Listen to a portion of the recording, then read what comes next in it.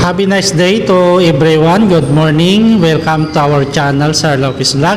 And in today's video, we are going to have our mock board examination under the subject criminal procedure. Subject ito usually ng mga 4th year criminology students. Okay, may link tayo dito to submit your answer.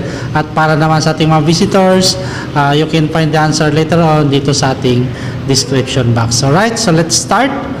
Take the question number 1. Reading the judgment in the presence of the accused and any judge of the court in which it was rendered.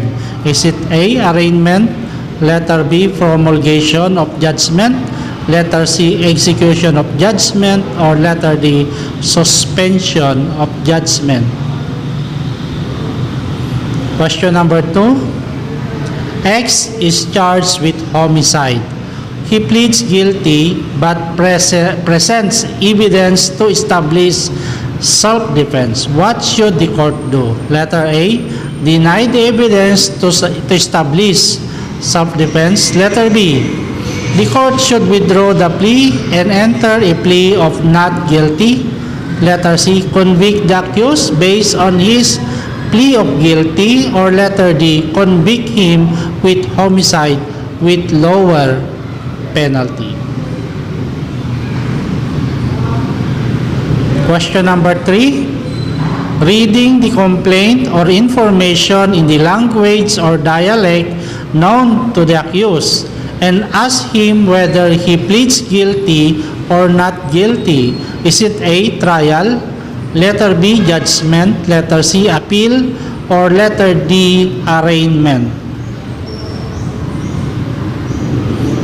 Question number 4. When the accused refuses to plead or makes a conditional plea, what plea shall be entered for him? A, no plea is given. Letter B, plea of guilty. Letter C, plea of not guilty. Or letter D, conditional plea of guilty.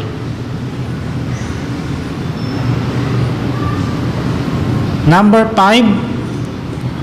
Consummated in one place, yet by nature of the offense, the violation of the law is deemed continuing. Letter A, continuing offense.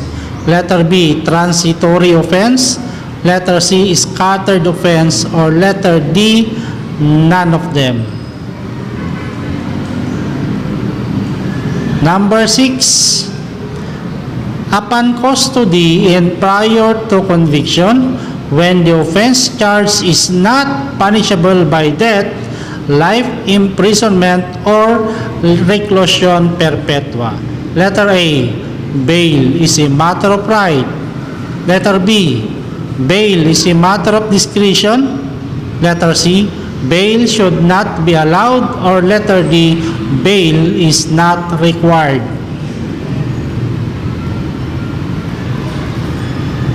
Number 7. When a person, balik tayo sa number 7. When a person shall not be admitted to bail if charged with a capital offense. A, if the evidence of guilt is weak. Letter B, if the evidence of guilt is strong. Letter C, if the evidence of guilt is not enough. Or letter D, all of them. Number 8. Can an accused post bail even if he has not been formally charged in court? Letter A, yes, as long as the accused is under custody of the law. Letter B, no, charge in court is a mandatory requirement. Letter C, it is subject to the discretion of the judge. Or letter D, none is correct. Number 9. What can be granted by the court at any time before a judgment of conviction becomes final on motion of the accused? A, new trial or reconsideration. Letter B, temporary liberty. Letter C, suspension of judgment. Or letter D, acquittal. Number 10 means that the trial should be conducted according to the law of the criminal procedure and the rules and regulations, and it should be free from vexatious, capricious, and oppressive delay. A, right against self-incrimination. Letter B, right to counsel. Letter C, right to be present in trial. Or letter D, right to speedy trial. Alright, so hanggang dito na lamang ang ating mock board examination today. 10 questions.